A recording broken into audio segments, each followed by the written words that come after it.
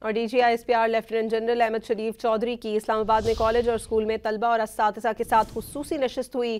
DGISPR نے داخلی صورتحال اور ملک کی دفاع کی اہمیت پر نوجوانوں سے اہم گفتگو کی۔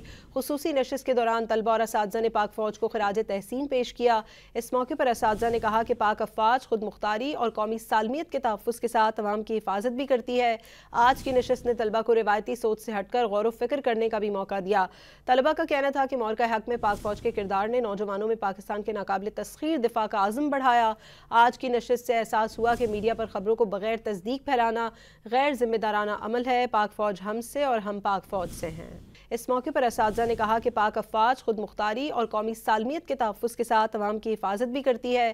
آج کی نشست نے طلبہ کو روایتی سوچ سے ہٹ کر غور و فکر کرنے کا بھی موقع دیا۔ طلبہ کا کہنا تھا کہ مورکہ حق میں پاک فوج کے کردار نے نوجوانوں میں پاکستان کے ناقابل تسخیر دفاع کا عزم بڑھایا۔